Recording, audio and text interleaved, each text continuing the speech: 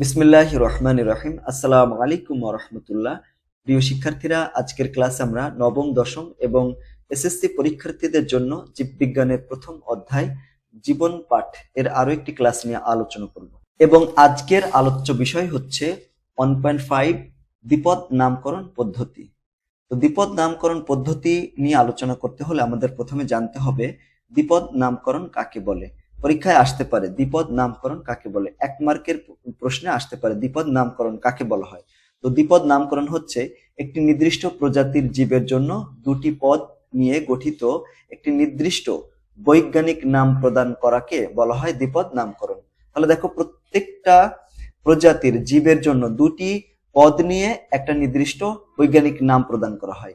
ওই বৈজ্ঞানিক নামের দুইটা পদ থাকে, ওটা এই যে দুইটা পদ থাকলো এটাকে বলা হয় দ্বিপদ নামকরণ। এবং নামকরণের যে প্রক্রিয়া, এই প্রক্রিয়াকে বলা হয় দ্বিপদ নামকরণ প্রক্রিয়া। ইংলিশে বলা হয় বায়োনোমিয়াল নোমেনক্লাচার, এটা বলা হয়, এটাকে বৈজ্ঞানিক নামও বলা হয়। তাহলে আমরা পরীক্ষায় যদি আসে দ্বিপদ নামকরণ কাকে বলা হয় এতটুকু লিখে দেবো সুন্দর করে।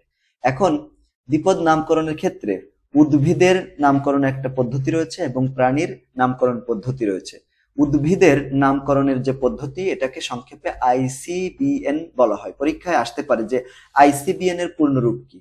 তো আইসিবিএন এর পূর্ণরূপ হচ্ছে ইন্টারন্যাশনাল কোড অফ বোটানিক্যাল নোমেনক্লাচার, সংক্ষেপে আইসিবিএন। তাহলে পরীক্ষায় যদি আসে আইসিবিএন কাকে বলা হয়, তাহলে এই পুরোটুকু লিখে দিবা, ঠিক আছে। যেমন উদ্ভিদের নামকরণ পদ্ধতিকে বলা হয় আইসিবিএন, আর পূর্ণরূপ যদি জিজ্ঞেস করে তাহলে ইন্টারন্যাশনাল কোড অফ বোটানিক্যাল নোমেনক্লাচার, এটা বলতে হবে। আর প্রাণীর ক্ষেত্রে প্রাণীর নামকরণ যে পদ্ধতি, এটাকে আইসিজেডএন বলা হয়, আইসিজেডএন। প্রাণীর নামকরণ পদ্ধতিকে কি বলা হয়? আইসিজেডএন বলা হয়। তো আইসিজেডএন এর পূর্ণরূপ হচ্ছে ইন্টারন্যাশনাল কোড অফ জিওলজিক্যাল নোমেনক্লাচার। দেখছো, আইসিজেডএন পরীক্ষায় দুই ভাবে আসতে পারে যে আইসিজেডএন এর পূর্ণরূপ কি। তাহলে পূর্ণরূপ আসলে শুধুমাত্র ইন্টারন্যাশনাল কোড অফ জিওলজিক্যাল নোমেনক্লাচার লিখে দিবা। আর যদি পরীক্ষা আসে যে প্রাণীর নামকরণ পদ্ধতি বা আইসিজেডএন কি, পরীক্ষায় যদি আসে যে আইসিজেডএন কি কি যদি আসে তাহলে এই পড়াটা লিখে দিবা। আর যদি আসে যে আইসিজেডএন এর পূর্ণরূপ কি, পূর্ণরূপ যদি আসে তাহলে এটা লিখে দিবা, ইন্টারন্যাশনাল কোড অফ জিওলজিক্যাল নোমেনক্লাচার। আবার আইসিবিএন যদি আসে তাহলে ইন্টারন্যাশনাল কোড অফ বোটানিক্যাল নোমেনক্লাচার।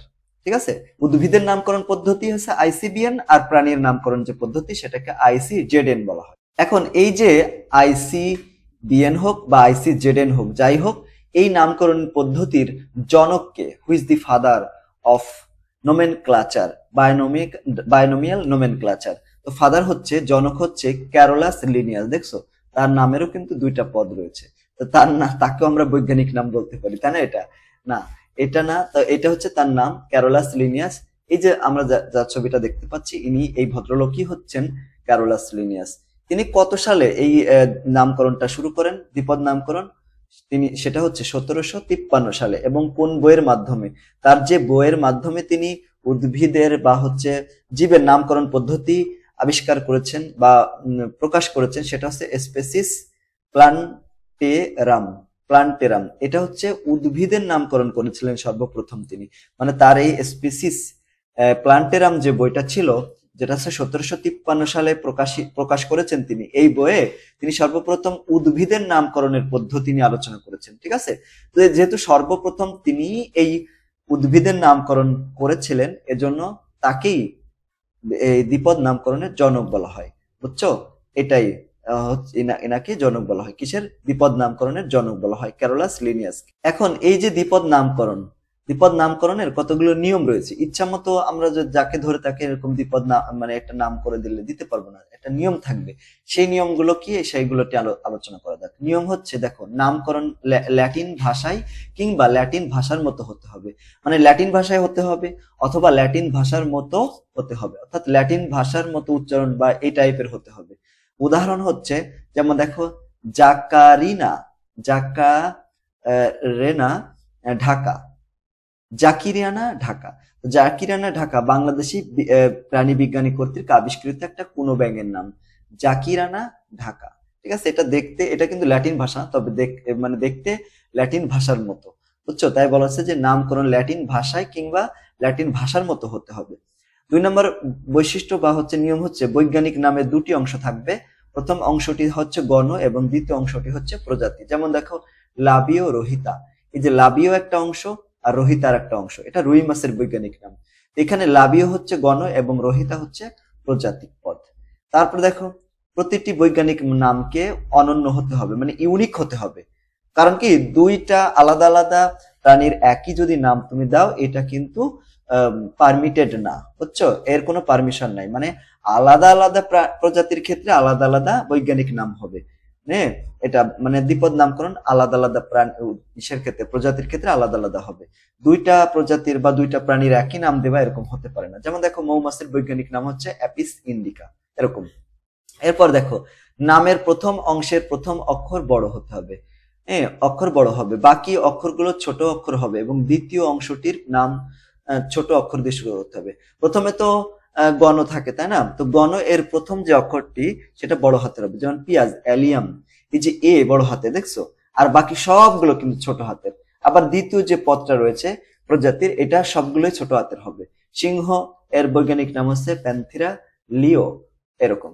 তারপরে দেখো মুদ্রণের সময় সর্বদা ইটালিক অক্ষরে লিখতে হবে। ইটালিক অক্ষর কিভাবে, একটু বাঁকা করে লিখতে, দেখছো?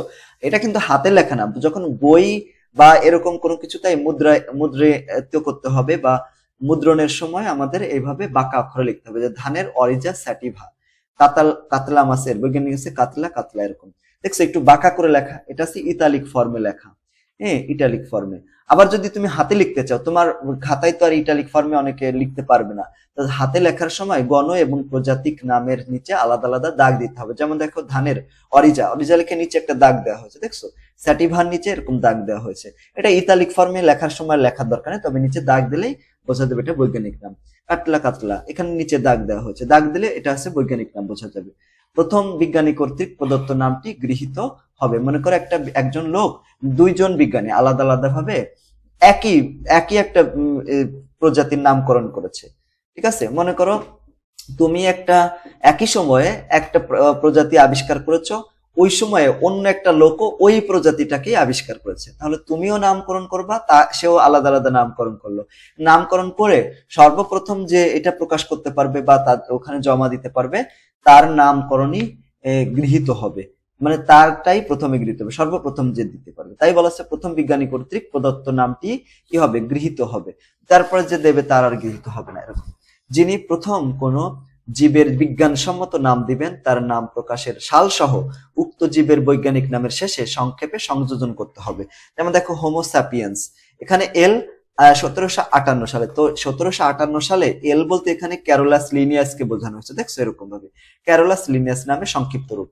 অরিজা সেটিভা, এটা এল দেওয়া রয়েছে 1753 সালে। এইখানে কারণ হচ্ছে ওই ক্যারোলাস লিনিয়াস এই দুটাকে আবিষ্কার করেছেন। এখন তুমি যদি একটা কোনো কিছুকে আবিষ্কার করো, তাহলে তুমি এরকম ভাবে সেটার নামকরণ মনে করো করলে, নামকরণ করার পরে এখন নামকরণ করলে, নামকরণ করার পরে লাস্টে একদম তোমার নাম যা, মনে করো তোমার নাম কি শ্যাম, মনে করো শ্যাম হলে এখানে এস দিয়ে দিতে হবে, ঠিক আছে? এরকম এস দিয়ে তুমি 2025 সালে এটাকে আবিষ্কার করলে, এখানে এইভাবে লিখতে হবে। তবে কথা হচ্ছে যখন দৈনন্দিন জীবনে আমরা কোনোটাকে ইউজ করব, মনে করো আমরা এই যে এখন ইউজ করতেছি হোমো স্যাপিয়েন্স, আমরা শুধুমাত্র এইটুক দিলে হয়ে যাবে, আমাদের পরীক্ষা আসলে এইটুক লেখা লাগবে না, এটুকু হচ্ছে ছাড়। তবে তুমি যদি ওইটাকে ইন্টারন্যাশনালি উপস্থাপন করতে চাও, তাহলে তোমাকে কি করতে হবে, এইভাবে প্রাণীর যে বৈজ্ঞানিক নাম সেটা করবা, লাস্টে তোমার নাম এবং কত সালে আবিষ্কার করেছে কমা দিয়ে সেটা লিখতে হবে, ঠিক আছে? এটা হচ্ছে পদ্ধতি। এরপরে আমরা এখন তোমাদের বইয়ে কতগুলো দেওয়া আছে, কতগুলো সাধারণ নাম, মানে কতগুলো প্রাণীর সাধারণ নাম দেওয়া আছে। আমরা একটা কাজ করব, সেটা হচ্ছে কি এই প্রাণীগুলোর বৈজ্ঞানিক নাম পড়বো, এবং বৈজ্ঞানিক নাম অনেকে উচ্চারণ করতে পারে না, তাই আমি এখানে উচ্চারণ সহ দিয়ে দিয়েছি, ঠিক আছে? সাধারণ নাম, তার বৈজ্ঞানিক নাম, উচ্চারণ কি হবে, এবং পাশে অনেকে হয়তো বা জিনিসটাকে চিনবে না বা কখনো দেখিনি, তার জন্য ছবিও এখানে অ্যাড করে দিয়েছি। যেমন ধান হচ্ছে সাধারণ নাম, ধান গাছের বৈজ্ঞানিক নাম, ধানের বৈজ্ঞানিক নাম হচ্ছে অরিজা স্যাটিভা। তোমরা যখন লিখবা পরীক্ষা যদি আসে, এখানে নিচে এরকম ভাবে দাগ দিয়ে দিবা, ঠিক আছে? এরকম হবে। আর এটা উচ্চারণ হবে কি অরিজা স্যাটিভা। এই যে তোমাদের উচ্চারণের যে সমস্যা হয়, তোমরা এগুলো সুন্দর করে লিখে নিতে পারবে। শিক্ষার্থীরা, তোমরা যারা নবম এবং দশম শ্রেণীতে রয়েছে, তাদের জন্য মাত্র 550 টাকায় 5টি সাবজেক্ট পড়ার সুযোগ রয়েছে। তোমরা এই 5টি সাবজেক্টের ভিতরে এই যে পদার্থ, রসায়ন, জীববিজ্ঞান, সাধারণ গণিত এবং উচ্চতর গণিত, এই 5টা সাবজেক্ট পড়তে পারবা প্রত্যেক মাসে মাত্র 550 টাকায়। তো যদি এই কোর্সে ভর্তি হতে চাও, এটা হচ্ছে অনলাইন কোর্স, ফেসবুক প্রাইভেট গ্রুপের মাধ্যমে ক্লাস নেওয়া হয় প্রতিদিন, আবার সপ্তাহে 7 দিনই ক্লাস নেওয়া হয়, প্রত্যেকদিন 2টা করে ক্লাস নেওয়া হয়। তো যদি ভর্তি হতে চাও তো আমাদের দেওয়া নাম্বার 01620103495 এই নাম্বারে যোগাযোগ করতে পারো। তো এখানে দেখো এই রুটিন অনুসারে, এই যে রুটিন তো দেখতে পাচ্ছ, এই রুটিন অনুসারে কিন্তু ক্লাসগুলো নেওয়া হয়। সপ্তাহে 7 দিনই ক্লাস নেওয়া হয়। এই যে প্রতিদিন 8টা থেকে 9টা পর্যন্ত একটা ক্লাস হয়, আর 9টা থেকে 10টা পর্যন্ত একটা ক্লাস হয়। যদি ভর্তি হতে চাও তাহলে আমাদের যে দেওয়া নাম্বারটি, ওই নাম্বারে যোগাযোগ করো, 01620103495। এখন আজই যোগাযোগ করো, আমাদের অলরেডি এটা শুরু হয়ে গিয়েছে, আলহামদুলিল্লাহ অনেকে ভর্তি হয়েছে, এবং পুরো বছর ধরে আমাদের এই কোর্সটা থাকবে, তোমরা চাইলে ভর্তি হতে পারো। তো যেটা আলোচনা করছিলাম, দেখো এরপর পাটের বৈজ্ঞানিক নাম কি? পাট এর বৈজ্ঞানিক নাম হচ্ছে, দেখো, পরকোরাস ক্যাপসুলারিস, পরকোরাস ক্যাপসুলারিস, ক্যাপসুলারিস। এই যে পাট, যদি কেউ পাট না দেখে থাকো তো এই সেই পাট, এত পাট নিয়ে যে আলোচনা করা হয় তাই না, এই সেই পাট ক্ষেত। তারপরে দেখো আমের বৈজ্ঞানিক নাম কি? আমের বৈজ্ঞানিক নাম হচ্ছে ম্যাগনিফেরা ইন্ডিকা, ইন্ডিকা। এই যে দেখছো কত টসটসা আম। এই যে এরপর হচ্ছে কাঁঠাল হচ্ছে আর্টোকার্পাস হেটারোফাইলাস, এই যে এটা দেখছো, এই যে এই হচ্ছে কাঁঠাল, যদি কেউ কাঁঠাল না দেখে থাকো এই সে কাঁঠাল। এরপর হচ্ছে শাপলা হচ্ছে নিমফিয়া নাউচালি, এই হচ্ছে শাপলার সে ছবি। তারপর দেখো এই যে এখানে জবা ফুল, হিবিস্কাস রোজা সাইনেনসিস, এই সেই হচ্ছে জবা ফুল। দেখছো কত সুন্দর, মাশাল্লাহ লিখে দিও, ঠিক আছে। এরপর দেখো এখানে কলেরার জীবাণু, এটা হচ্ছে কলেরা, ভিব্রিও কলিরা, এই যেটা, এটা হচ্ছে কলেরার জীবাণু, ব্যাকটেরিয়া আর কি। ম্যালেরিয়ার জীবাণু প্লাজমোডিয়াম ভাইভ্যাক্স, এটা কলেরার জীবাণু, ম্যালেরিয়ার জীবাণু এটা। আরশোলা হচ্ছে প্যারিপ্লানেটা আমেরিকানা বা প্যারিপ্লানেটা আমেরিকানা, আরো অনেক ভাবে উচ্চারণ করা যায়। এইটা হচ্ছে সেই আরশোলার ছবি। অনেকে আরশোলা দেখে ভয় পাও, তাই না? ভয় পাওয়ার কোনো কিছু নাই, বড় জোর ঘৃণা করতে পারো। তারপরে দেখো মৌমাছি অ্যাপিস ইন্ডিকা, এই হচ্ছে সেই মৌমাছি, মধু সংগ্রহ করে যারা ফুল থেকে, এটা দেখতে পাচ্ছি। এরপর আমাদের জাতীয় মাছ ইলিশ হচ্ছে টেনুলোসা ইলিশা, উচ্চারণ কি হবে? টেনুলোসা ইলিশা। আবার হিলসা ইলিশাও বলা যায়, বুঝছো? হিলসা ইলিশা, এই যে এটা সেই ইলিশ, তাই না? যা আমাদের ধরাছোঁয়ার বাহিরে, খালি জাতীয় মাছই নামে, কিন্তু আমাদের জন্য জাতীয় মাছ হচ্ছে এটা না। পুনো ব্যাং হচ্ছে বুফো অথবা ফ্রেনাস হবে, ফ্রেনাস, ঠিক আছে। মেলানোস্টিকটাস, ফ্রেনাস, ঠিক আছে, মেলানোস্টিকটাস অথবা বুফো মেলানোস্টিকটাস, মানে এইটা দিবা অথবা এটা দিবা, অথবা এই যে দ্বিতীয় পদ এটা, মানে এটা দুইটার নাম, বুঝছো? বুফো মেলানোস্টিকটাস একটার নাম, এই যে বুফো লিখে তোমরা এরম লিখতে পারো, বুফো নিচে দাগ মেলানোস্টিকটাস, এই যে মেলানোস্টিকটাস, এই যে এটা, অথবা এইটা দিয়ে এটা দিবা, তখন আবার এটা দিবা না, ঠিক আছে, যে কোনো একটা দিয়ে দিলে হয়ে যাবে।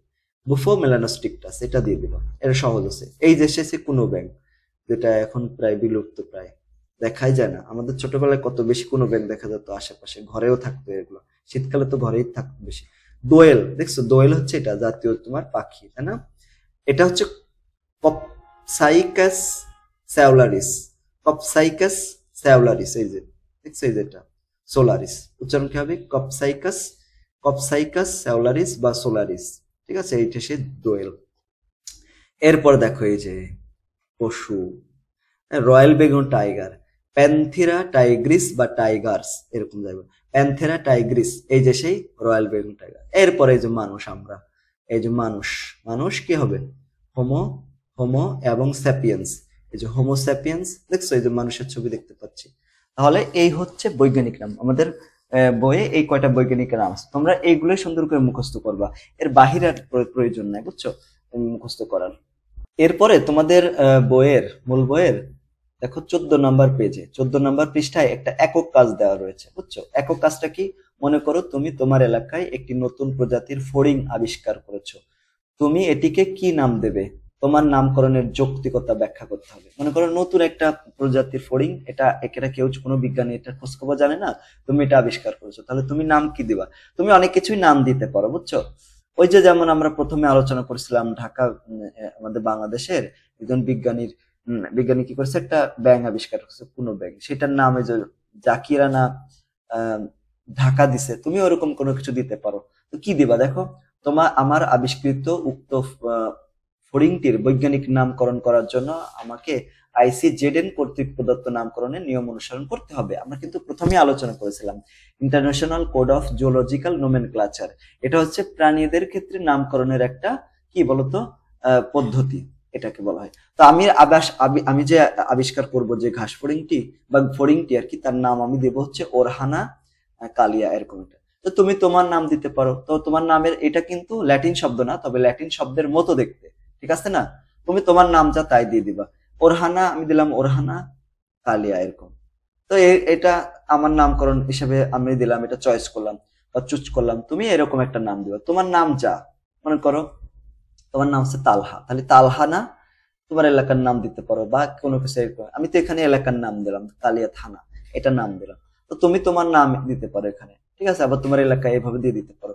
যেমন যে একটু আগে আমরা দেখলাম যে আম, বাংলাদেশে যে বিজ্ঞানী কোনো ব্যাঙ আবিষ্কার, তার নাম উনি দিয়েছেন হচ্ছে জাকিরানা ঢাকা। তো এইভাবে আমি দিয়েছি ওরহানা ঢাকা কালিয়া, এরকম দিলাম। তো এটা কিন্তু ল্যাটিন শব্দ না, তবে ল্যাটিন ভাষার মতো শুনতে মনে হচ্ছে, এই জন্য। নিচে ঘাস টির বা ফড়িংটির নামকরণের যৌক্তিকতা ব্যাখ্যা করা হলো। তো আমরা এইভাবে লিখবো যে ফড়িংটির নামকরণ অবশ্যই ল্যাটিন ভাষার মতো ব্যবহার করা হয়েছিল। দেখছো, এই যেটা ল্যাটিন ভাষার মতো না, ওরহানা কালিয়া ল্যাটিন ভাষার মতো। তারপরে ফড়িংটির বৈজ্ঞানিক নামে দুটি অংশ থাকবে, প্রথম অংশটি হবে গণ এবং দ্বিতীয় অংশটি হবে প্রজাতি। যেমন দেখো ওরহানা কালিয়া, এখানে বৈজ্ঞানিক নাম, এখানে ওরহানা যেটা এটা আছে গণ এবং কালিয়া যেটা সেটা আছে প্রজাতিক নাম, ঠিক আছে, বা প্রজাতিক পদ। তারপর দেখো জীব জগতের প্রতিটি বৈজ্ঞানিক নামকে অনন্য বা ইউনিক হতে হবে।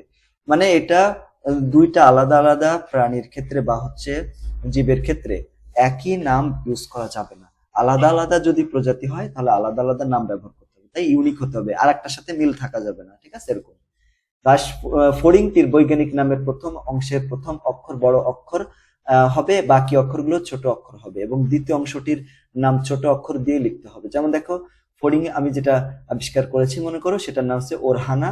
এই যে ওরহানার ভিতরে ও বড় হাতে দিয়েছি আর বাকি সবগুলো কিন্তু ছোট হাতের। এখানে কালিয়া, এই সবগুলোই ছোট হাতের। ফড়িংটির বৈজ্ঞানিক নাম মুদ্রণের সময় সর্বদা ইটালিক ফর্মে বা অক্ষরে লিখতে হবে। যেমন দেখো ওরহানা কালিয়া, এটা আমি ছাপা ক্ষেত্রে ব্যবহার করেছি, তাই এখানে দেখছো মুদ্রণের ক্ষেত্রে আমি এখানে একটু বাঁকা করে দিলাম, এটাই হচ্ছে ইটালিক ফর্ম। আর যদি আমি এটাকে হাতে লিখি, হ্যাঁ, এরকম যে ফড়িংটির বৈজ্ঞানিক নাম হাতে লেখার সময় গণ এবং প্রজাতিক নামের নিচে আলাদা আলাদা দাগ দিতে হবে। যেমন দেখো ওরহানা নিচে দাগ দিলাম, কালিয়া নিচে দাগ দিলাম। আবার কেউ যদি এরকম লেখে না ওর হা না কালিয়া, এরকম লিখে এই পুরাটার পরে এরকম দাগ দিয়ে না, আলাদা আলাদা দাগ দিতে হবে, ঠিক আছে? এই গণর নিচে আলাদা দাগ দিতে হবে, আবার প্রজাতির নিচেও আলাদা দাগ দিতে হবে, এইভাবে আলাদা আলাদা দাগ দিতে হবে। তো আলহামদুলিল্লাহ, আজকে আমরা পুরো অধ্যায়টির আলোচনা শেষ করে ফেলেছি। আগামী ক্লাসে আমরা আলোচনা করবো হচ্ছে অনুশীলনী। এই অধ্যায় থেকে অনুশীলনীতে যে প্রশ্নগুলো দেওয়া হয়েছে সেই প্রশ্নগুলো নিয়ে আলোচনা করবো ইনশাআল্লাহ। তো আমাদের কোর্সগুলোতে যদি ভর্তি হতে চাও তাহলে এই নাম্বারে যোগাযোগ করতে পারো। আবার তোমরা যদি ঢাকার ভিতরে কেউ থাকো, আমাদের অফলাইন কোর্স রয়েছে, মেন যে শাখা সেটা রয়েছে আমাদের ম70 পশ্চিম মেরুলপাটা, ঢাকা 1212। এটা হচ্ছে ব্র্যাক ইউনিভার্সিটির পাশের যে গলি আছে, পকেট গলির ওখানে আমাদের এই কোচিংটা রয়েছে। সরাসরি তুমি যদি এলাকার কেউ থাকো, ঠিক আছে, যেমন আশেপাশে বনানী, বনশ্রী, গুলশান, ডিআইটি প্রজেক্ট, এই এলাকায় যদি কেউ থাকো, বা তুমি যদি আসতে পারো আমাদের এই কোচিং এ সরাসরি ভর্তি হতে পারো। তো আজকের ক্লাসটা এই পর্যন্ত। আসসালামু আলাইকুম ওয়া রাহমাতুল্লাহি ওয়া বারাকাতুহু।